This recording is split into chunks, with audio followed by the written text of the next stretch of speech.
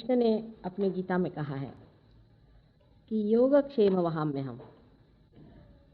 इसका मतलब है पहले योग, पहले वो क्षेम कहते, पहले उन्होंने योग कहा, उसके बाद क्षेम कहा। क्षेम का मतलब होता है आपका वेलबीइंग, आपका लक्ष्मी तत्व। पर पहले योग होना चाहिए। जब तक योग नहीं होता तब तक परमात्मा से आपसे कोई मतलब नहीं। आपको पहले योग माने परमात्मा से मिलन होना चाहिए। आपके अंदर आत्मा जागृत होनी चाहिए। जब आपके अंदर आत्मा जागृत हो जाती है तब आप परमात्मा के दरबार में असल में जाते हैं। नहीं तो आप रट्टू तोते के जैसे कहा करते हैं, जो कुछ भी बात है बाहर ही रह जाती है। अंदर का आपा जब तक आप जानते नहीं, जब तक आप अपने को पहचानते नहीं, तब तक आप परमात्मा के राज्य में आते नहीं, और इसीलिए आप उसके अधिकारी नहीं हैं जो परमात्मा ने कहा हुआ है।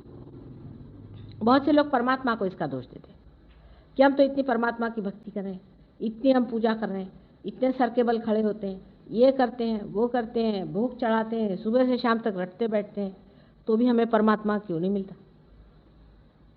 वास्तविकता परमात्मा से बात करने के लिए तक आपका उनसे संबंध होना चाहिए, कनेक्शन होना चाहिए। जब तक आपका योग घटित नहीं होता तब तक क्षेम नहीं हो सकता। क्षेम का मतलब है आपके चारों तरफ से रक्षा, जो लक्ष्मी तत्व हमारे अंदर है वो जागृत हो जाता है। कृष्ण ने सिर्फ ये कहा कि वहाम्यहम्, मैं करूँगा, पर कैसे करूँगा सो नहीं कहा।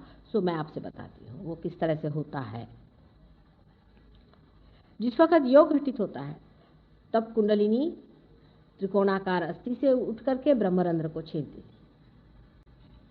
जब कुंडलिनी की शक्ति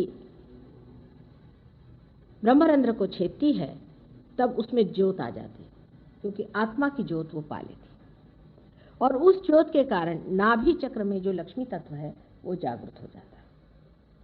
जैसे ही लक्ष्मी तत्व आप में जागृत हो जाएगा, चारों तरफ से आप देखिएगा आपकी खुशहाली रहेगी। कोई आदमी रईस हो जाए जिसको हम पैसे वाला कहते हैं, वो जरूरी नहीं कि वो खुशहाल है। अधिकतर पैसे वाले लोग महादुखी होते हैं। जितना पैसा होगा उतने ही वो गधे होते हैं, उतने उनके घर के अंदर गंदगी आती, शराब, दुनिया भर की चीज, मक्कारीपन, झूठापन, हर तरह की चीज उनके अंदर रहती है। हर समय डर भय कि अभी गवर्नमेंट आके पकड़ती है, कि खाती है, कि हमारा पैसा जाता है, कि ये होता है वो होता है। तो जो बहुत रईस लोग हैं वो भी कोई लक्ष्मीपति नहीं, क्योंकि उनके अंदर लक्ष्मी का तत्व नहीं जागृत हुआ है। सिर्फ पैसा कमा लिया, पैसा उनके लिए मिट्टी जैसा है, उससे कोई उनको सुख नहीं है। लक्ष्मी का तत्व समझना चाहिए। मैंने पिछली मर्तबा बताया था कि लक्ष्मी कैसी बनाई हुई है।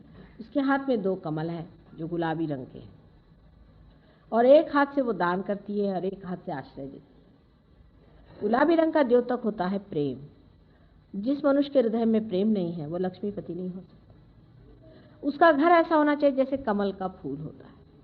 कमल के फूल के अंदर भंवरे जैसा जानवर जो कि बिल्कुल शुष्क होता है, जिसके कांटे चुभते हैं अगर आप हाथ पे लीजिए तो, उसको तक वो स्थान देता है, अपनी गाभा पर उसको सुलाता है, उसको शांति देता है। लक्ष्मीपति का मतलब यह है कि जिसका दिल बहुत बड़ा हो, जो अपने घर आए हुए अतिथियों को किसी को भी अत्यंत आनंददायी होता है, वो लक्ष्मीपति होता है। लेकिन अधिकतर आप रईस लोग देखते हैं कि वहाँ भिखारी होते हैं, उनके घर आप जाइए तो उनके एकदम जान निकल जाती कि मेरे 2 पैसे खर्च होंगे। जिस आदमी को हर समय ये फिक्र लगी रहती है कि मेरे आज 4 पैसे यहाँ खर्च हो रहे हैं, 2 पैसे वहाँ खर्च हो रहे हैं, इसको जोड़ के रखो, उसको कहाँ बचाऊं, इसको क्या काटूं, वो आदमी लक्ष्मीपति नहीं। कंजूस आदमी लक्ष्मीपति नहीं हो सकता। जो कंजूस है वो कंजूस है, वो लक्ष्मीपति नहीं है। कंजूस आदमी दरिद्री होता है, महादरिद्री होता है, उसमें कोई बादशाहत नहीं होती। जिस आदमी की तबीयत में बादशाहत नहीं होती उसको लक्ष्मीपति नहीं कहना चाहिए। जो आदमी बादशाही होता है वो चाहे गरीबी में रहे चाहे अमीरी में रहे, वो बादशाह होता है। वो बादशाह के जैसा रहता है, छोटी छोटी चीज के पीछे में, 2-2 पैसे के पीछे में, 2-2 कौड़ी के पीछे में, इसके पीछे में, उसके पीछे में परेशान होने वाला लक्ष्मीपति नहीं हो सकता। उसीलिए लक्ष्मी तत्व फिर जागरूक नहीं होता, इसलिए नाभि चक्र की बड़ी जोर की पकड़ हो जाती है। मटेरियलिज्म आ जाता है उस आदमी के अंदर, जड़वादी हो जाता है। छोटी छोटी चीज का उसको बड़ा ख्याल, ये मेरा, ये मेरा, ये मेरा बेटा, ये मेरा फलाना, ये ढिकाना, ये सारी चीज जिस आदमी में आ गई वो लक्ष्मीपति नहीं। इसकी चीज मारूं कि उसकी चीज मारूं, कि ये लूं कि वो लूं, कि सब मेरे लिए होना चाहिए, इस तरह से जो आदमी सोचता है वो भी लक्ष्मीपति है, जो दूसरों के लिए सोचता है। अगर मेरा अच्छा आलीशान मकान है तो इसमें कितने लोग आकर बैठेंगे, अगर मेरे पास आलीशान चीज़ें तो कितने लोगों को आराम होगा, कैसे मैं दूसरों का स्वागत कर पाऊंगा, कैसे मैं दूसरों की मदद कर पाऊंगा, किस तरह से मैं उनको अपने हृदय में स्थान दूंगा। मदद का भी सवाल नहीं उठता। आदमी ये सोचता कि ये मेरे ही अपने हैं, इनके साथ जो भी मैं करना है मैं अपने साथ कर रहा हूँ। तब असली लक्ष्मी तत्व जागृत हो जाता है। कमल के जैसा उसका रहन सहन, उसकी शक्ल होनी चाहिए, सुरभित होना चाहिए ऐसा आदमी, न कि उसे हर समय घमंड की बदबू आए। अत्यंत नम्र होना चाहिए। कमल का फूल हमेशा आपने देखा है उसमें एक ऐसी हमेशा थोड़ी सी झुकान रहती है। कमल कभी भी ऐसा खड़ा नहीं होता है, तो थोड़ी सी झुकान जरूर डंठल में आ जाती है। उसी प्रकार जो कम से कम जो लक्ष्मी जी के हाथ में कमल है, दोनों में इसी तरह की सुकुमारता है। दूसरों से बात करते वक्त वो बहुत ठंडी तबीयत से, आनंद से, प्रेम भरा इस तरह से बात करता है। झूठा नहीं होता, कोई प्लास्टिक के नहीं होते हैं वो कमल, असल में होते हैं। ऐसा मनुष्य असल में कमल के जैसा होना चाहिए। एक हाथ से वो दानी होना चाहिए, उसके हाथ से दान बहते ही रहना चाहिए, बहते ही रहना चाहिए। हमने अपने पिता को ऐसे देखा है, हम पिता की अपनी बात हम देखते हैं बहुत बार, बहुत दानी आदमी थे, देते ही रहते थे, कि पास कुछ ज़्यादा हो जाए वो बांटते ही रहते थे। कोई यही मज़ा ही नहीं आता जब तक वो बांटे नहीं। और उनसे कोई कहे कि आप आँख उठा के भी नहीं देखते, जो आया वही उठा के ले जा रहा, आप आँख उठा के नहीं देते, आँख उठा के नहीं देते, तो कह ले मैं क्या देखूं, जो देने वाला दे रहा, मैं तो सिर्फ बीच में खड़ा हूँ, दे रहा हूँ। उसको देखने का मुझे तो शर्म लगती है, लोग कहते कि तुम दे रहे हो। इस तरह का दानत वाला आदमी जो होता है, जो अपने लिए कुछ भी संग्रह नहीं करता, दूसरों को बांटते रहता है, दूसरों को देते रहता है, देने में ही उसको आनंद आता है, लेने में नहीं, ये आदमी लक्ष्मीपति होता है। ऐसे ही को मिलता है हजार बार और देते रहता है। जो अपने ही बारे में सोचता रहे, मेरा कैसा भला होगा, मेरे बच्चों का कैसा भला होगा, मैं कैसे अच्छा होऊंगा, ऐसे आदमी को लक्ष्मीपति, उसमें कोई शोभा नहीं थी, वो भिखारी होता है। और एक हाथ से वो आश्रय देता है अनेक को अपने घर में, जो भी आए उससे अत्यंत प्रेम से रहना, उसके अत्यंत अपने बेटे जैसी उसकी सेवा करना, आश्रय। उसके यहाँ नौकर चाकर, घर में जानवर, अनेक लोग उसके आश्रय में होते हैं, पर वो हमेशा ये जानते हैं कि हमारा आश्रयदाता है। कोई हमें तकलीफ होगी वो हमें देगा, रात को उठ करके भी देगा, और चुपके से करता है। उसे बताता नहीं, जताता नहीं, दुनिया को दिखाता नहीं कि मैंने इनके लिए इतना कर दिया, वो कर दिया, एकदम चुपके से कर देता है। परमात्मा भी हूबहू ऐसा है। वो एक स्त्री स्वरूप, माँ स्वरूप बनाया हुआ लक्ष्मी जी का स्वरूप है। और एक कमल पे लक्ष्मी जी खड़ी हो जाती है। आप सोचिए, कमल पे खड़ा होना माने आदमी में कितनी सादगी होनी चाहिए, बिल्कुल हल्का, उस पर कोई बोझा, कमल पर भी वो खड़े हो सके, ऐसा आदमी उसे होना चाहिए, जो किसी को अपने बोझे से न दबाए, जो बहुत ही नम्र होना चाहिए। जो दिखाते फिरते हैं हमारे पास ये चीज़ है, वो चीज़ है, फलाना है, ठिकाना है, वो लक्ष्मीपति नहीं हो सकते। मातृत्व उनमें होना चाहिए, माँ का हृदय होना चाहिए, तब उसे लक्ष्मीपति कहना चाहिए। ये सब लक्ष्मीपति के लक्षण हैं। और जब आपके अंदर ये तत्व जागृत हो जाता है तो पहली चीज आप में आती है संतोष। ऐसे तो किसी चीज का अंत ही नहीं है। आप जानते हैं कि इकोनॉमिक्स में कहते हैं कि कोई सी भी वांट सैशिएबल होती ही नहीं इन जनरल। आज आपके पास ये है तो कल वो चाहिए, वो है तो वो चाहिए, वो चाहिए तो वो चाहिए। आदमी पागल जैसे दौड़ते रहता है, उसके कोई हद ही नहीं होती। आज ये मिला तो वो चाहिए, वो मिला तो वो चाहिए। लेकिन आदमी में संतोष आ जाता, उसे संतोष आ जाता है। जब तक आदमी में संतोष नहीं आएगा वो किसी भी चीज़ का मज़ा नहीं ले सकता, क्योंकि संतोष जो है ये वर्तमान की चीज़ है, प्रेजेंट की चीज़ है। और आशा जो है ये फ्यूचर की चीज़ है, निराशा जो है ये पास्ट की चीज़ है। आप जब संतोष में खड़े रहते हैं, फुल्ली सेटिस्फाइड जैसे, तब आप पूरा उसका आनंद उठा रहे हैं जो आपको मिला हुआ। नहीं तो उनके पास कितना भी रहता है तो भी कहते अरे उसके पास इतना है, मुझे वो चाहिए, तो ये काहे को मिला, फिर वो मिल गया तो उसको वो चाहिए। कभी भी ऐसा आदमी अपने जीवन का आनंद नहीं उठा सकता, कभी भी वो ऊंचा नहीं उठ सकता। रात दिन उसकी नज़र जो है ऐसी पड़ती रहेगी। जो चीज़ें बिल्कुल व्यर्थ है, जिनका कोई भी महत्व नहीं, जिनका जीवन में कोई भी महत्व नहीं, जिसका अपने जीवन के आनंद से कोई भी संबंध नहीं, ऐसी चीज़ के पीछे में वो भागते रहते हैं। पर पहले योग घटित होना चाहिए, फिर क्षेम होता है। हमारे सहयोग में यहाँ पर भी अनेक से लोग आए हुए हैं जो कि हमारे साथ सहयोग में रहे और जिन्होंने पाया और इसमें प्रगति की है, उनकी सबकी फाइनेंशियल प्रगति होगी, सबकी A to Z।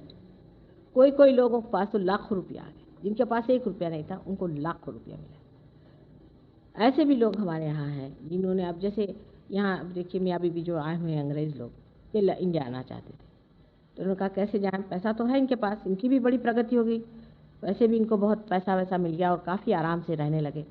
लेकिन जब आने लगे तो उनको एक फॉर्म ने कह दिया अच्छा तुम मुफ्त में जाओ, हम तुम्हारा पैसा देंगे क्योंकि हम तुम्हारा ये काम करते हैं। छोटी छोटी चीज़ में परमात्मा मदद करता है और आपके इतना रुपया आपके पास बच जाता है कि आपको समझ नहीं आता कि क्या करें।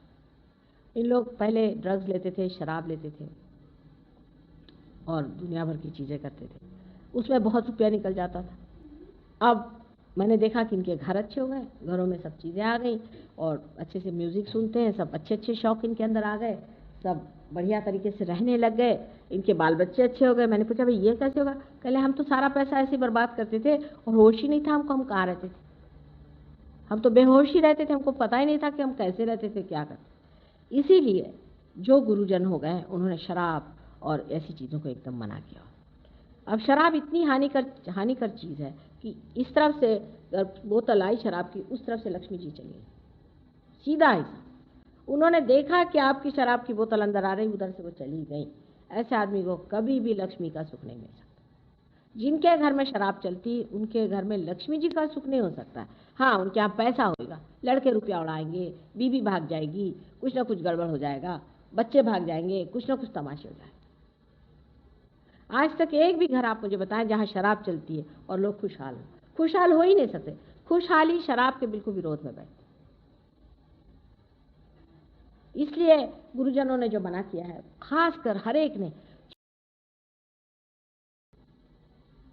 आखिर वो लोग कोई पागल नहीं थे, उन्होंने 1000 बार इस चीज को मना किया है कि शराब पीना बुरी बात है, शराब मत पियो, शराब मत पियो। शराब तो एक ऐसी चीज है कि ये भगवान ने कोई पीने के लिए कभी भी नहीं बनाई थी, पॉलिश करने के लिए बनाई थी, पॉलिश करने के लिए। कल लोग फिनाइल पीने लगेंगे, क्या कहें आदमी के दिमाग का? कुछ भी पीने लग जाए तो उसे कौन क्या कर सकता है? आदमी का दिमाग इतना चौपट है कि कोई भी चीज उसकी समझ में आ जाए पीने लग जाता है।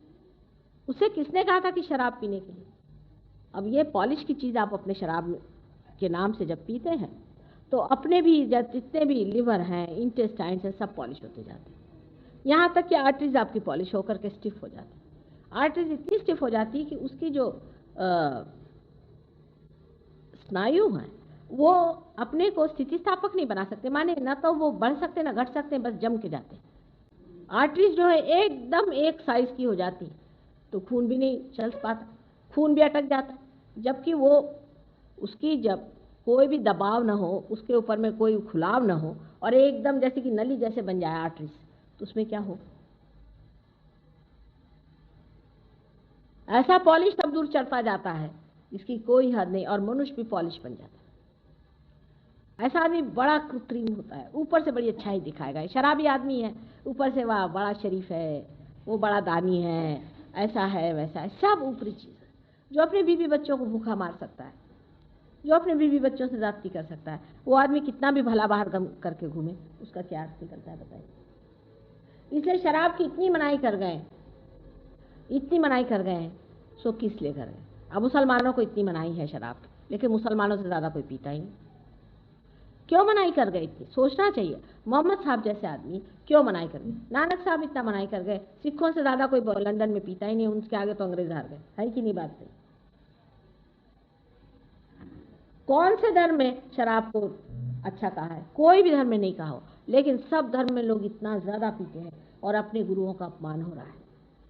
हमारी सारी नाभि चक्र और उसके चारों तरफ 10 हमारे जो धर्म हैं जो कि गुरुओं ने बनाए, ये 10 धर्म हमारे नाभि भी होते। इसीलिए इन गुरुओं ने हमें मना किया हुआ है कि आप अपने धर्मों को बनाने के लिए पहली चीज़ है शराब या कोई सी भी ऐसी आदत न लगाएं जिससे आप उसके गुलाम हो जाए। अगर आपको ये गुलामी करनी है तो आप स्वतंत्रता की बात क्यों करते? लोग तो सोचते हैं कि गुलामी करना ही स्वतंत्रता। आपको अगर कोई मना करे कि बेटे शराब नहीं पियो, तो लोग सोचते देखो ये मुझे रोकते हैं, टोकते हैं, मेरी स्वतंत्रता छीनते हैं। मनुष्य इतना पागल है, उसको मना इसलिए किया जाता है कि बेटे तू दूसरी गुलामी मत कर। जब कभी कोई बात बड़े लोग बताते हैं तो उसको विचारना चाहिए, ना कि उसको रटते बैठना चाहिए सुबह से शाम तक। उसको विचारना चाहिए, उसको सोचना चाहिए इन्होंने ऐसी बात क्यों कही, कोई ना कोई इसकी वजह हो सकती। ऐसे इतने बड़े ऊंचे लोगों को ऐसी बात कहने की जरूरत क्या पड़ गई, क्यों इस चीज को बार बार उन्होंने मना किया, ये सोचना चाहिए और विचारना चाहिए। और कोई भी मनुष्य जरा सा भी बैठकर सोचे तो वो समझ सकता है कि इस कदर गंदी ये चीजें हम लोगों ने अपना ली है, जिसके कारण हमारे यहाँ से लक्ष्मी तत्व चला गया। इंडिया से लक्ष्मी तत्व बिल्कुल पूरी तरह से चला गया। यहाँ पर लक्ष्मी तत्व है ही नहीं, और जागरूक करना भी बहुत कठिन है, क्योंकि लक्ष्मी तत्व जो है वही परमात्मा के खोज का पाया है।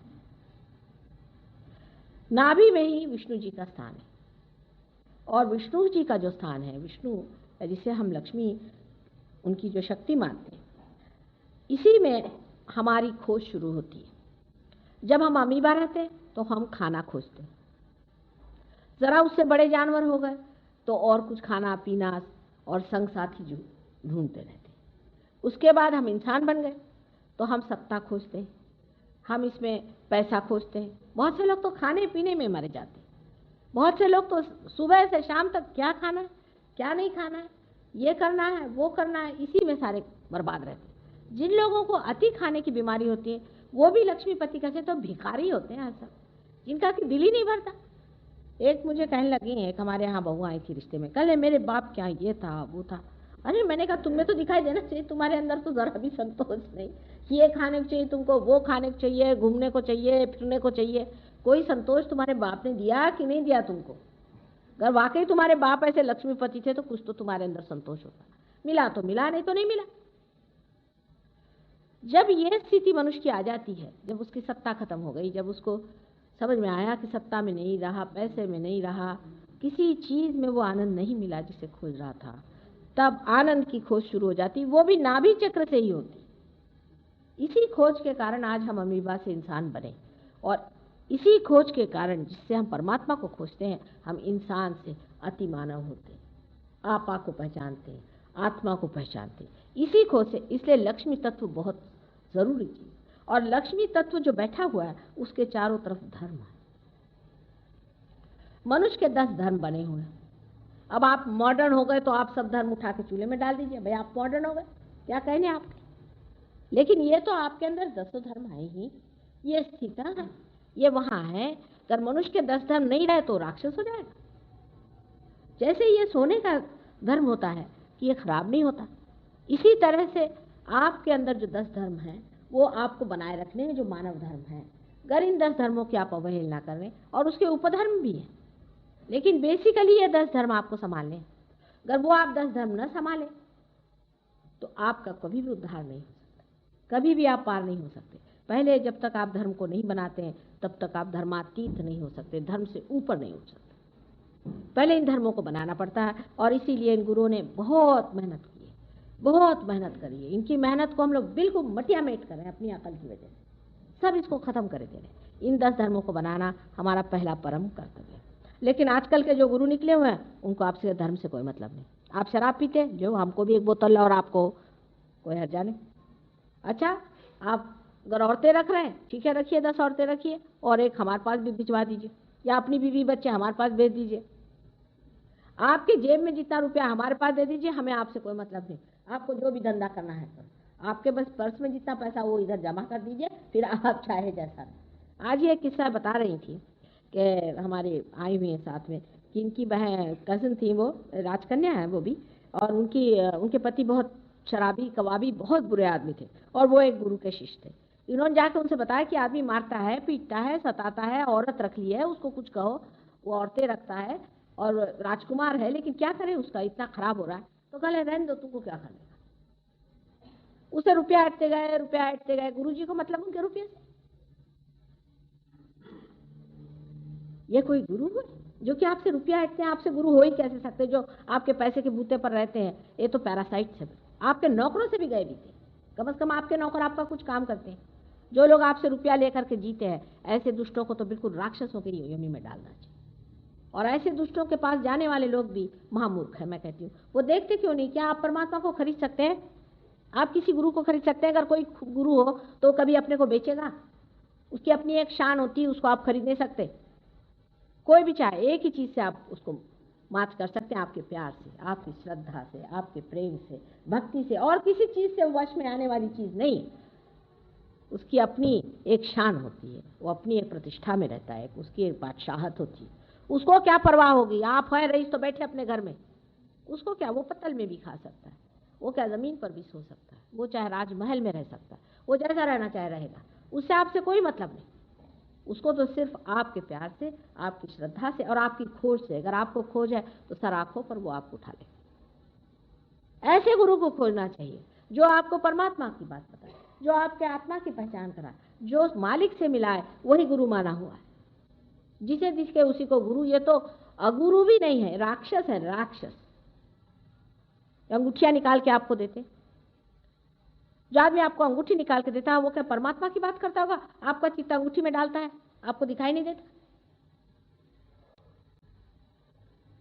जो अब एक है वो नंगा नाचना सिखा रहे, अधर्म सिखा रहे, कौन से धर्म में लिखा है इस तरह की चीज? दूसरे आजकल के गुरुओं के बारे में ये भी जानना चाहिए कि अपने ही मन से कोई चीज निकाल ली है। इनका पहले के गुरुओं के साथ कोई नहीं मेल बैठता।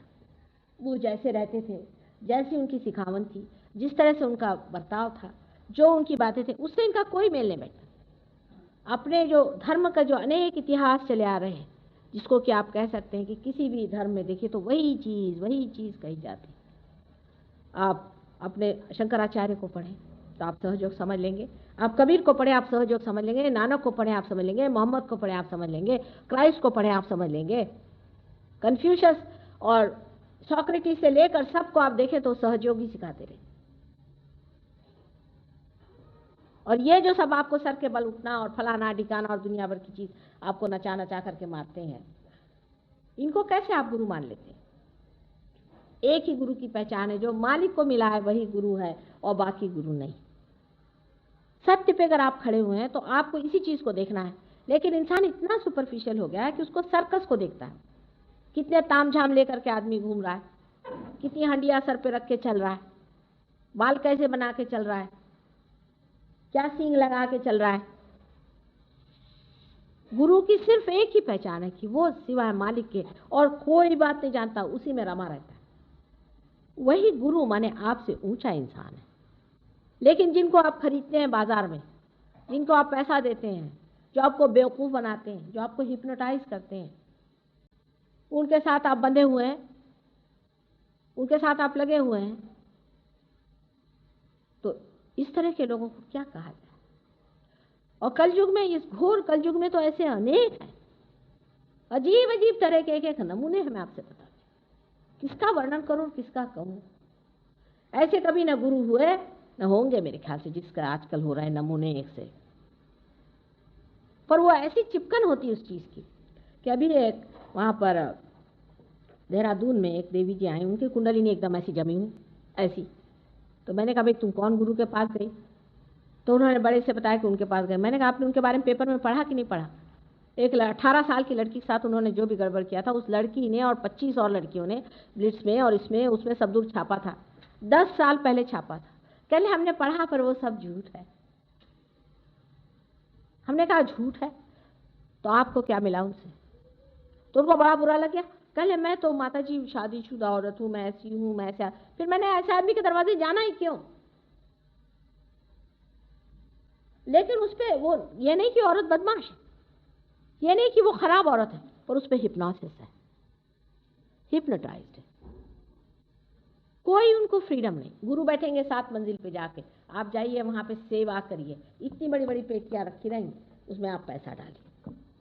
सेवा का मतलब है पैसा डालिए। और लोग घर से पैसे भर भर के ले जाते हैं वहां डालने के लिए। या आप देख लीजिए कहीं भी जाकर इतनी बड़ी बड़ी ट्रंकें रखी रहेंगी। अरे हमारे भी पैर छूते तो कोई 1 रुपया लग जाता है, कभी 5 रुपया लग जाता है, हो जाती है ऐसी। ये मतलब आदत पड़ गई ना। हनुमान जी के मंदिर जाओ, वहां भी 1.25 रुपया चढ़ा। और इसी चक्कर की वजह से हर जगह मस्जिद मंदिर हर जगह गड़बड़ करके रखती ऐसी कोई जगह नहीं छोड़ी जो पवित्र जगह रह गई। और इसी चक्कर की वजह से हमारे जो जवान बेटे हैं, जो जवान लोग हैं, ये सोचते हैं कि परमात्मा है कि तमाशा है ये सब, क्योंकि वो तो अपनी बुद्धि रखते हैं ना, वो अभी साबित है दिमाग उनके, उनको अविश्वास हो रहा। सारे धर्मों में ये हो गया, आपको आश्चर्य होगा। अल्जीरिया से हमारे पास एक आए थे साहब, जवान हैं, बहुत होशियार और इंजीनियर थे, वो भी इसी आंदोलन में कि ये इस कदर ये लोग मुसलमान और ये फैनेटिसिज्म इनमें है और इस तरह से ये लोग दुष्टता करते हैं और ये मुल्ला लोग ऐसा पैसा खाते हैं और सब पब्लिक के पैसे पे जीते हैं और अपने को बहुत बड़े महान समझते हैं और सब लोग उनके सामने झुकते हैं। फिर वो उन्होंने पोप को भी देखा, वो एक नमूना है। तो बिल्कुल अविश्वास से भर के आए, उनका कि ये सब नथिंग है, बिल्कुल इसमें कोई अर्थ नहीं, सब झूठ। जब वो हमारे पास आए तो हमने कहा कि ये बात नहीं, जब सत्य है तभी उसका झूठ निकलता है। जब सत्य होता है तो उसी के आधार पे लोग झूठ बनाते हैं ना। तो सत्य भी कोई चीज़ है, एब्सोल्यूट भी कोई चीज़ है। अच्छा, हमने कहा तुम देखना सहयोग में, सहयोग जो है ये धर्मांधता और अविश्वास के बीचों बीच, जहाँ परमात्मा साक्षात आपसे कराते हैं। आप स्वयं इसका साक्षात करें, इसका अनुभव करें, इसमें जमें।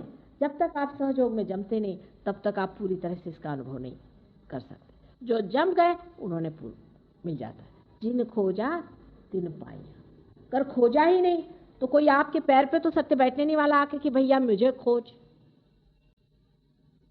उसकी अपनी प्रतिष्ठा है, उसको खोजना चाहिए, लेकिन उसको खोजने से सत्य से आनंद उपलब्ध होता है। सत्य और आनंद दोनों ही चीज है, एक ही चीज है दोनों। जैसे चंद्र की चंद्रिका होती है या जिस तरह से सूर्य का उसका अपना प्रकाश होता है, उसी प्रकार सत्य और आनंद दोनों चीजें एक साथ हैं। जब आप सत्य को पा लेते हैं तो आनंद विभोर हो जाते हैं, आनंद में रममाण हो जाते हैं। लेकिन ये सिर्फ लेक्चरबाजी नहीं है कि आपको मैं लेक्चर देती रहूं सुबह से शाम तक। लेक्चर से तो मेरा गला थक गया। अब पाने की बात है कि कुछ पाओ, आत्मा को पाओ। बहुत से लोग ऐसे भी मैंने बहादुर देखे, हमें तो कुछ हुआ नहीं माता जी, माने बड़े अच्छे हो गए। होना चाहिए, नहीं हुआ माने कुछ गड़बड़ है आपके अंदर, कोई ना कोई तकलीफ है, आप बीमार हैं, आपका मेंटली आप ठीक नहीं, आप कोई गलत गुरु के सामने अपना मत्था टिका है। अगर आपने अपना मत्था ही, जो कि परमात्मा ने इतनी शान से बनाया है, इसको गलत आदमी सामने टेक दिया है तो खत्म हो गया मामला। आपको हमें भी अंधता से नहीं विश्वास करना चाहिए, गलत बात। हम चाहते हैं कि आप पाओ और उसके बाद अगर आपने अविश्वास किया तो आपसे बड़ा मूर्ख कोई नहीं, और उसके बाद भी आप अगर जमे नहीं तो आपके लिए क्या कहा जाए। जब आप पा लेते हैं तब इसमें जमिए, और जमने के बाद आप देखिए कि आपकी पूर्ण शक्तियां जो भी हैं इस तरह से हाथ से बहती हैं, और आप फिर दूसरों को भी इस आनंद को दे सकते हैं, दूसरों को भी ये सुख दे सकते हैं। और ये किस तरह से घटित होता है, कैसे बन पड़ता है, ये आप धीरे धीरे जैसे जैसे इसमें गुजरते जाते हैं आप खुद इसको समझते हैं। अब इनमें से बहुत से लोग हैं 6 महीने पहले हमारे पास में, सिर्फ 6 महीने पहले हमारे पास में। अभी डॉक्टर बरजोर जी साहब हैं, ये हमारे पास 6 महीने पहले आए, और ये बहुत बड़े डॉक्टर हैं लंदन के, इसके अलावा जर्मनी में भी प्रैक्टिस करते हैं। जब से इन्होंने पाया है इसके पीछे पड़ गए, तब से इन्होंने कैंसर ठीक किए हैं, दुनिया भर की बीमारियां ठीक की, और अब कहते हैं कि इसको पाने के बाद बाकी सब कुछ इरेलेवेंट लगता है हमको, क्योंकि जब आप बिल्कुल सूत्र पे ही काम करने लग गए, जब सूत्र को आपने पकड़ लिया तो फिर बाकी चीज़ें हिलाना कोई मुश्किल है। इसी प्रकार आप सब इसके अधिकारी हैं, इसीलिए से सहज कहते हैं। सह माने आपके साथ, ज माने पैदा हुआ, ये आप भी इसके अधिकारी, हर एक आदमी इसका अधिकारी है और इसको पा लेना चाहिए। जैसे एक दीप दूसरे दीप को जला सकता है, उसी प्रकार एक रियलाइज सोल दूसरे को रियलाइजेशन दे सकता है, पर रियलाइज सोल होना चाहिए। अगर एक दीप जला ही हुआ नहीं तो दूसरे दीप को क्या करेगा? जब दूसरा दीप जल जाता है तो वो तीसरे को जला सकता है। इसी प्रकार ये घटना घटित होती है और आदमी के अंदर में लाइट आ जाती है। अब लाइट आने का मतलब ये नहीं कि आप लाइट देखते हैं, ये भी एक दूसरी अजीब सी चीज़ है कि लोग लाइट देखना चाहते हैं। देखना जब होता है तब वहाँ आप नहीं होते। जैसे कि समझ लीजिए आप जब बाहर हैं तो आप इस बिल्डिंग को देख सकते हैं, लेकिन जब आप अंदर आ गए तो क्या देखिएगा? कुछ भी नहीं। तब तो सिर्फ आप होते मात्र हैं, आप देखते नहीं हैं कुछ। जहाँ जहाँ देखना होता है तो सोचना कि आप अभी बाहर हैं, लाइट जो लोगों को दिखाई देती है, ये शॉर्ट सर्किट हो जाता है ना, वैसी लाइट है, स्पार्क होता है। इसलिए जिस चीज़ को लाइट दिखाई हो वो मुझे बताएं, आज्ञा चक्र टूटा है उस आदमी, उसको ठीक करना पड़ेगा। ये सारे चक्र भी कुंडलिनी अपने आप से ठीक करती चलती है। वो आपकी माँ है, आप हर एक की अलग अलग माँ है। वो आपकी, जिसको सुरती कहते हैं, वही ये सुरती है, और ये अपने आप से चढ़ती है और अपने आप आपको ठीक करके वहाँ पहुँचा देती है। आप में अगर कोई दोष भी है वो भी हम समझ सकते हैं, वो भी वो बता देती कि इनका दोष ठीक कर दो। कोई गलती हो गई वो भी ठीक हो सकता है, लेकिन अपने को रिसेप्टिव मूड में रखना चाहिए कि हम इसे ले लें, प्राप्त कर लें और हो जाए। अब कल भी एक बात जो उठी थी वो आज भी दिमाग में किसी के उठ रही है कि कुंडलिनी अवेकनिंग तो लोग कहते हैं बड़ी मुश्किल चीज़ है, बड़ी कठिन चीज़ है, ये कैसे होती है, इसमें कोई नाचते हैं, कोई बंदर जैसे नाचते हैं, कोई कुछ करते हैं, कुछ भी नहीं होता।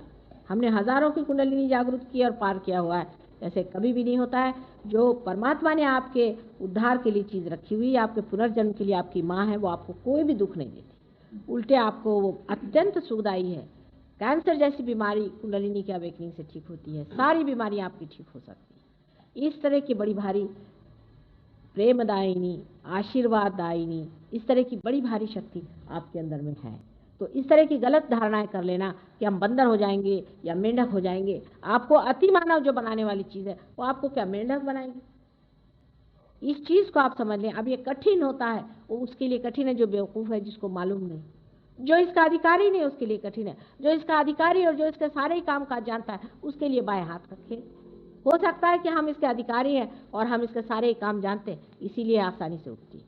बहरहाल आप अपनी आँख से देख सकते हैं इसका उठना, आप इसकी जागृति देख सकते हैं, इसका चढ़ना भी देख सकते हैं, और उसकी हम लोगों ने फिल्म भी बनाई है। पर जो लोग बहुत शंकाखोर होते हैं उनके लिए सहयोग ज़रा मुश्किल से पनपता है। इस चीज़ को पाना चाहिए और इसको लेना चाहिए। आजकल जो ज़माना आ गया है, जिस ज़माने में हम रह रहे हैं कल युग में, असल में हम ये कहेंगे कि आध्यात्मिक दृष्टि से हम लोग बहुत ही ज़्यादा कमज़ोर हैं, इनसेंसिटिव, संवेदना हमारे अंदर नहीं। हम अध्यात्म की चीज़ को अगर समझते होते और अगर समझते कि आत्मा की पहचान क्या है, तो हम कभी भी गलत गुरुओं के पीछे नहीं भागते। लेकिन हमारे अंदर सच को पहचानने की शक्ति बहुत कम हो गई, क्षीण हो गई। हम नहीं पहचान सकते कि सच्चाई कहाँ है। उसकी वजह यह है कि हम इतने कृत्रिम हो गए, इतने आर्टिफिशियल हो गए। आप आर्टिफिशियल हो जाइएगा तो आपके सत्य को पहचानने की शक्ति कम हो जाएगी। पर जैसे गांव में अभी मैं देखती कि गांव में लोग एकदम पहचान लेते, वो पहले पहचान लेते कि कौन असल है कौन नकल है। गांव के लोगों में नब्ज होती है इस चीज़ को पहचानने की, वो समझते हैं कि ये आदमी नकली है और ये आदमी असली। पर शहर के लोग तो आप जानते हैं कृत्रिम हो जाते हैं, आर्टिफिशियली रहते हैं, इसलिए शहर के लोगों को पहचान नहीं होती। और इसीलिए वे जितने चोर भांगते लोग हैं ये सब आपके शहर के पीछे लगे। ये सारे शहरों में आते हैं, गांव में कोई नहीं काम करता, क्योंकि आपके जेब में पैसे होते हैं, आपके जेब से इनको मतलब होता है। वो काहे को गांव में चले, सहयोग हमारा गांव में चलता है। असल में शहर में तो हम यूं ही आते हैं, लेकिन असल में हमारा काम जो है गांव में होता है। गांव के जो सीधे साधे सरल परमात्मा से संबंधित लोग होते हैं वो इसको बहुत आसानी से पा लेते हैं, उनको एक क्षण भी नहीं लगता। लेकिन शहर के लोगों में एक तो शहर की आबो हवा की वजह से और यहाँ के तौर तरीके की वजह से आदमी इतना अपने को बदल देता है, इस कदर अपने को धर्म से गिरा लेता है। अब ये उसमें क्या हुआ, साहब सब लोग पीते हैं, बिजनेस के लिए पीना चाहता है, मानो जैसे बिजनेस ही भगवान है, उसको तो पीना ही चाहिए, फिर उसके अगर बिजनेस कैसे चले। तो या तो फिर ये कहो कि तुम परमात्मा में या धर्म में बिल्कुल विश्वास नहीं करते, और अगर जरा भी विश्वास करते हो तो जो अधर्म है उसको नहीं करना चाहिए। कोई ज़रूरत नहीं किसी को पीने की। ये भी एक गलत फहमी है कि बिजनेस के लिए करना पड़ता है, इसके लिए। जो आदमी अपने को धोखा देना चाहता है उसी को कोई नहीं बचा सकता। हमारे पति भी आप जानते हैं कि सरकारी नौकरी में रहे, उन्होंने बहुत बड़ी शिपिंग कंपनी चलाई, उसके बाद आज भी बहुत बड़ी जगह पे पहुंचे हुए हैं। हमेशा उनका कभी, मैंने उनसे एक ही बात कही थी कि शराब मेरे बस की नहीं, और ज़िंदगी भर उन्होंने कभी छुई नहीं, एक बूंद नहीं भी, और भगवान की कृपा से बहुत सक्सेसफुल रहा। सब उनको मानते हैं, सब उनकी इज्जत करते हैं। आज तक किसी शराबी आदमी का कहीं पुतला बनाया कि महा शराबी थे, मुझे एक भी बताया, एक भी देश। इंग्लैंड में लोग इतनी शराब पीते हैं, मैंने किसी को देखा नहीं कि ये बड़ा शराबी खड़ा हुआ है, इसकी पूजा हो रही कि शराब पीता था। किसी शराबी की आज तक संसार में कहीं भी मान्यता हुई है? फिर आपका बिजनेस इससे कैसे बढ़ सकता है? अगर आपकी इज्जत ही नहीं रहेगी तो आपका बिजनेस कैसा था? इज्जत से बिजनेस होती है। धोखाधड़ी से बिजनेस नहीं है। जो आदमी एक बार खड़ा हो जाए तो कहते हैं कि एक आदमी खड़ा हुआ है ये। इस तरह से अपने को आप इन चक्करों में, इन सोसाइटीज में, इसमें इस तरह से क्यों मिलाते जा रहे हैं? आप अपने व्यक्तित्व को संभालें, इसी के अंदर परमात्मा का वास है। आजकल के ज़माने में ये बातें करना ही बेवकूफ़ी है और कहना ही बेवकूफ़ी है, लेकिन आप नहीं जानते कि आपने अपने को कितना तोड़ डाला है, अपने को कितना गुलाम कर लिया। इन सब चीज़ों में अपने को बहा देने के बाद आपको मैं क्या दे सकती हूँ? आप ही बताइए। अब कम से कम सबको ये व्रत लेना चाहिए कि हम खुद जो हैं, हमारी इज्जत है। परमात्मा ने हमको एक अमीबा से इंसान बनाया है। एक अमीबा छोटा सा, उससे इंसान बनाना कितनी कठिन चीज़ है। हजारों चीज़ों में से गुजार करके, इतनी योनियों में से गुजार के आज आपकी जैसी एक सुंदर सी चीज़ परमात्मा ने बना के रखी। फिर आपको उसने फ्रीडम दे दी, स्वतंत्रता दे दी कि तुम चाहो तो अच्छाई को वर्ण करो और चाहे तो बुराई को।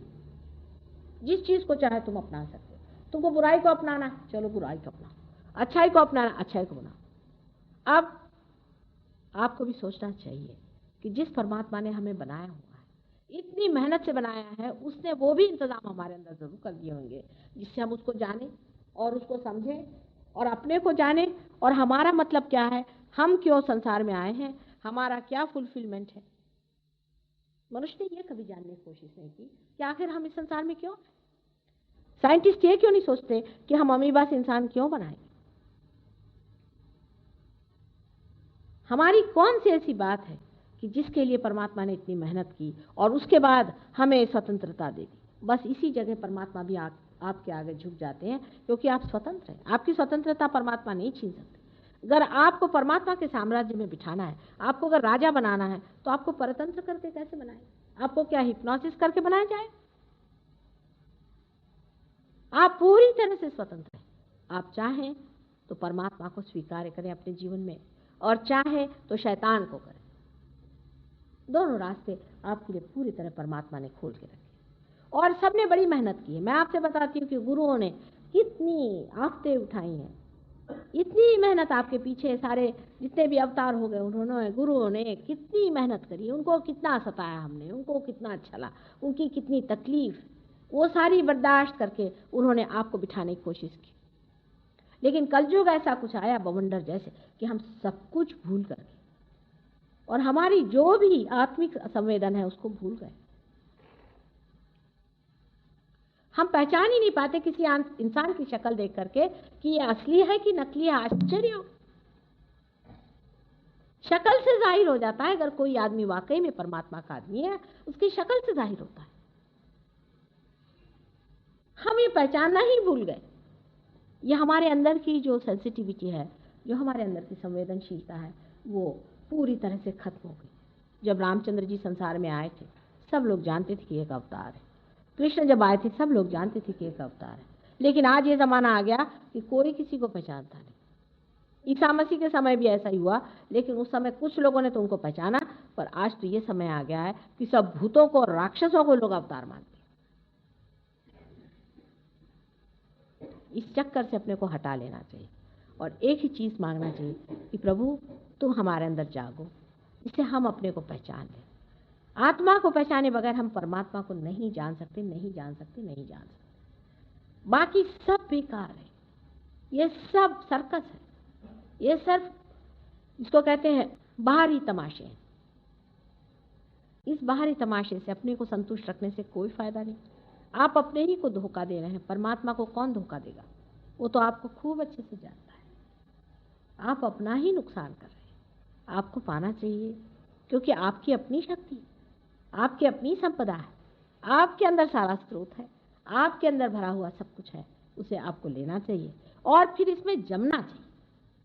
सहयोग में जब मैं आती हूँ, लोग बहुत आते हैं, मैं जानती हूँ, लेकिन यहाँ सबका ये कहना है कि माँ आगे लोग नहीं जाते। अब यहाँ पे ऐसे लोग हमने देखे कि जिनको हमें कभी उम्मीद नहीं थी, वो कहाँ से कहाँ पहुँच गए, और जो कि बहुत हम सोचते थे वो वहीं से वहीं जमे बैठे, फिर लेके आ गए वही सरदर्द, वही आफतें, वही परेशानियाँ, वही ये हो रहा है, वही वो हो रहा है। अभी भी उनका लेवल इतना ही ऊंचा उठा है। सहयोग में जब तक आप लोगों को देंगे नहीं, तब तक आपकी प्रगति नहीं होगी। देना पड़ेगा। जैसे जैसे आप देते रहेंगे वैसे वैसे आप आगे बढ़ेंगे। कोई अगर आप हम लोग बड़ी भारी बोट तैयार करते हैं, शिप तैयार करते हैं, अगर उसको हम पानी में नहीं छोड़ें तो उसका क्या अर्थ निकलता? उसी प्रकार है, अगर मनुष्य परमात्मा को पा करके भी और घर में बैठ जाए तो ऐसे दीप से फायदा क्या कि जो जला करके आप टेबल के नीचे रख दीजिए। दीप इसलिए जलाया जाता है कि दूसरों को प्रकाश मिले, उससे आप अपने अंदर अपने को भी देख सकते हैं और दूसरों को भी देख सकते हैं। आप अपने भी चक्र देख सकते हैं और दूसरों की भी देख सकते हैं। आप अपने भी आनंद को देख सकते हैं और दूसरों की व्यथा को भी देख सकते हैं। और आप ये समझ सकते हैं कि दूसरों को किस तरह से ये देना चाहिए, किस जगह ये चीज़ रुक रही है, किस तरह से इसको हमें बनाना चाहिए। आज के लिए इतना काफ़ी है। हम लोग अब ज़रा ध्यान करें, देखें कितने लोग पार होते हैं।